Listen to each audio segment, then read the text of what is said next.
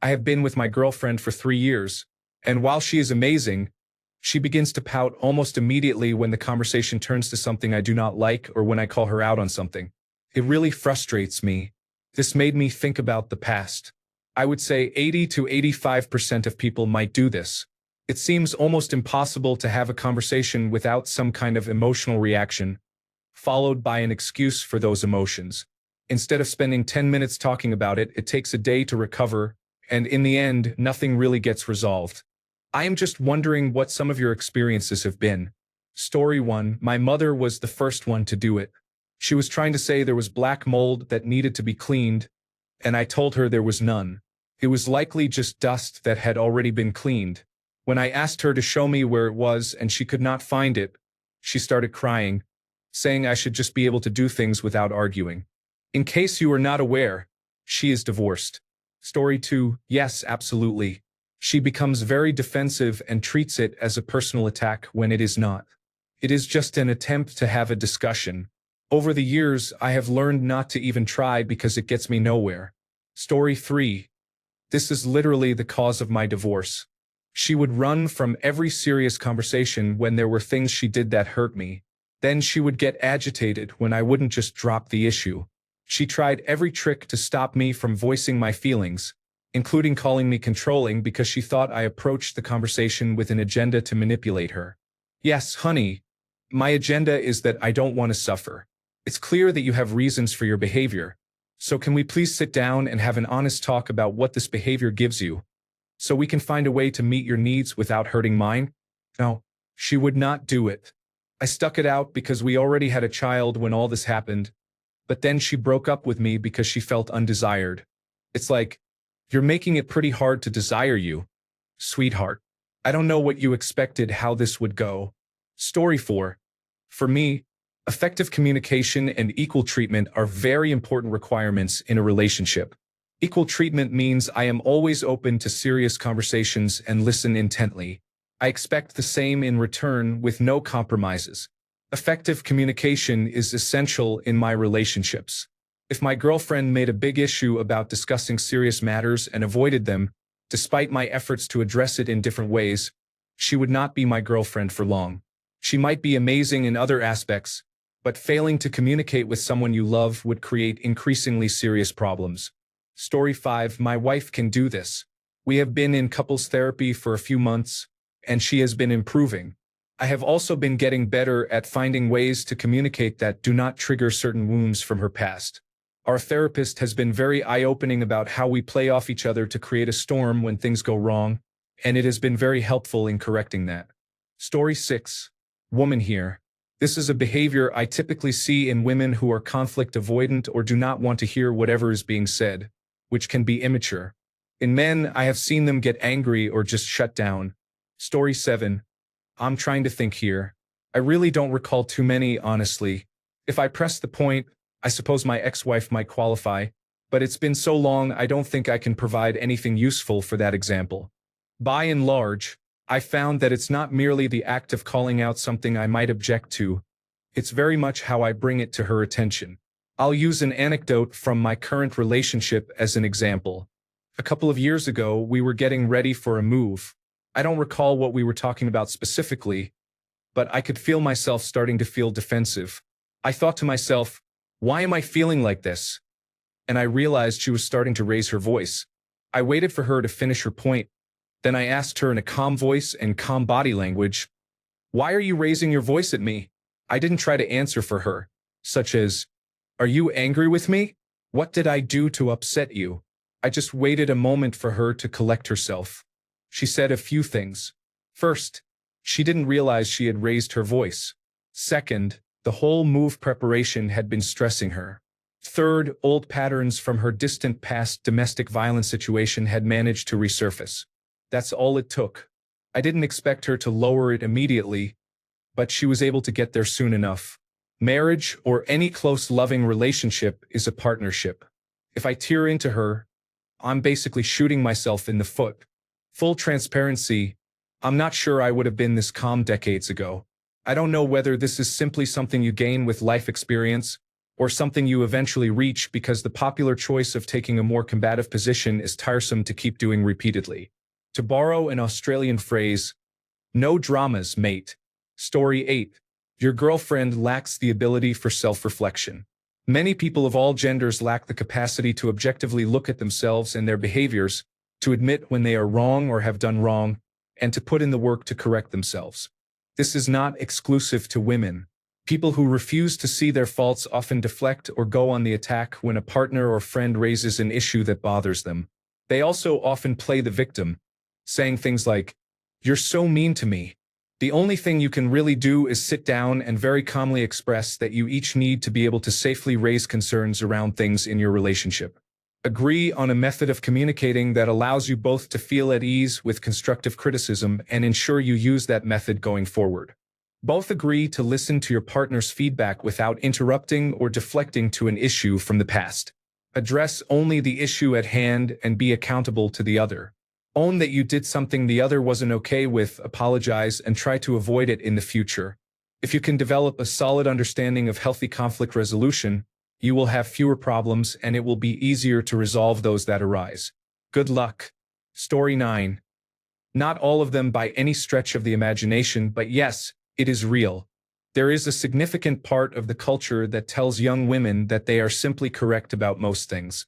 To disagree with them is to be wrong. You will meet them if you are dating.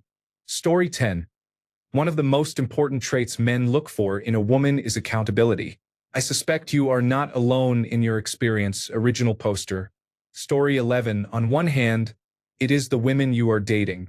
They are clearly conflict averse or take criticism poorly.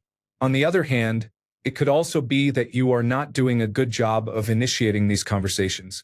You will get different reactions depending on how you broach these topics. Story 12. Yeah, been there, done that. We can only talk about what is wrong with me. Something as serious and obvious as tailgating. All hell broke loose. Narcissistic. She couldn't believe I would dump her. A common problem was that she could not have any sort of adult conversation. I am so glad she is out of my life. Story 13. My mom is like this. She made my life hell, and I vowed to be very picky about my partner. My wife has never once pouted or made herself the victim. In fact, she is the level-headed one who can start difficult conversations and handle them. I thought I was logical, but it turns out I am actually very defensive because of my mom. My wife has helped me a lot with healthy confrontations. I'm glad because sometimes I catch myself acting like my mom towards my toddler. I have to take a deep breath and try to act more like my wife instead. So, I don't know what to tell you, but don't waste your time and mental health on women who can't navigate serious conversations. Story 14. It is at least 75% for me. I had a vulnerable narcissist ex who did this constantly in painfully subtle ways. Story 15. I always try to remember that a truth teller has to consider the listener's feelings if they want the truth to stick. However, those who have avoidance of conflict really drive me up the wall. You can literally see their face change like a slow-motion car crash is in play when you say whatever needs to be said. That is why I stress the solution to the conflict more than the blame. Story 16. I was with you until you called them bullshit emotions. While most commenters are probably right that this could be emotional immaturity, it is just as likely that she notices how much you devalue her feelings and acts avoidant or pouty because of it. Try being more empathetic and giving her more validation to see whether something changes. I bet it does, but if it does not, take everyone else's word and move on. Story 17. At least 80%. They either become defensive or physically leave to avoid accountability. They are more likely to perceive comments on their actions or ideas as personal attacks on their character. Story 18. I have experienced this in both of the relationships I have been in, and it frustrated me greatly. In my more recent relationship, it seemed to result from her having been raised in a household where conflict was never addressed immediately unless her parents were extremely angry and imposed harsh punishment. So in her mind, address it immediately meant, I am about to be punished, causing her to shut down or try to escape. She needed time to process on her own or quietly with me before we talked about it.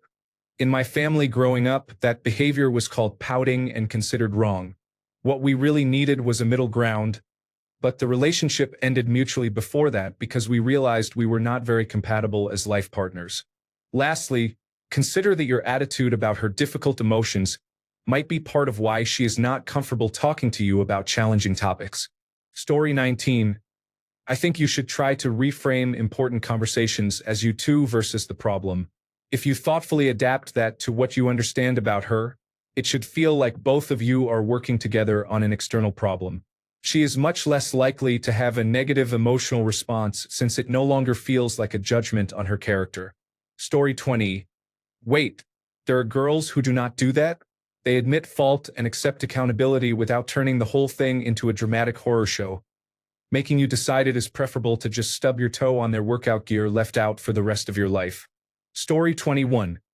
Sometimes texting can help in situations like this.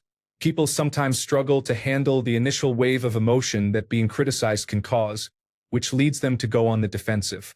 I am guilty of this. Texting can help them manage that emotion and respond with a more productive mindset because it gives them time to process their initial feelings. If this is not the problem and she simply refuses to take any accountability, this approach will not work. Story 22. I do not think I have ever met a woman who enjoys any form of criticism. My ex may have listened a bit better than most, but typically women view it as their way or no way from my own experience. Story 23.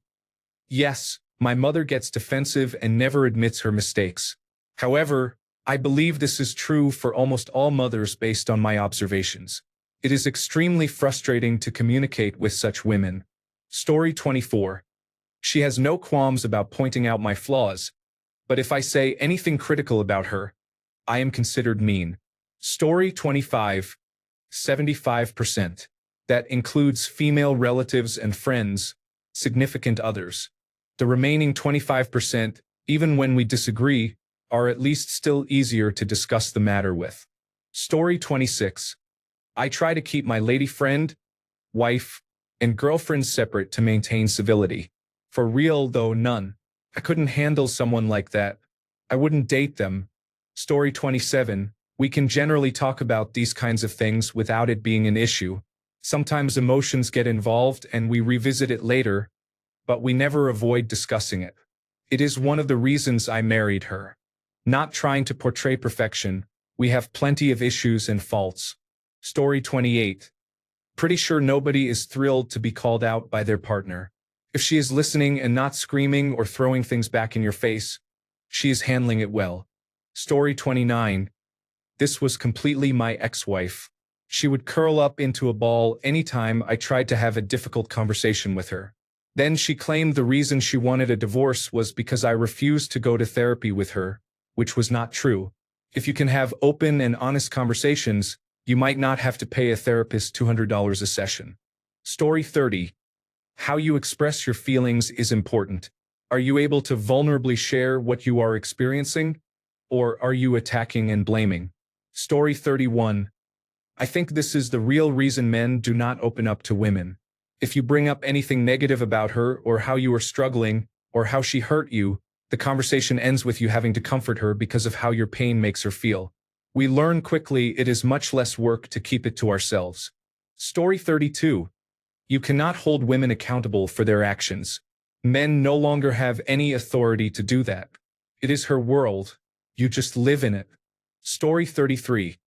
This may sound like a joke or flippant, but have a conversation about introducing kink into your relationship. When she is bad, spank her with consent, of course. If she is a brat, give her the title and make conflict resolution sexy. This can backfire. When she wants spicy times, she might act out to get attention, but at least you will know how to fix it. Story 34. There are usually two people in a relationship, as you are referring to. Each person must be accountable for themselves. We have to recognize our own shortcomings. I am older now, but I had to learn to always ask myself first what my part in the situation was.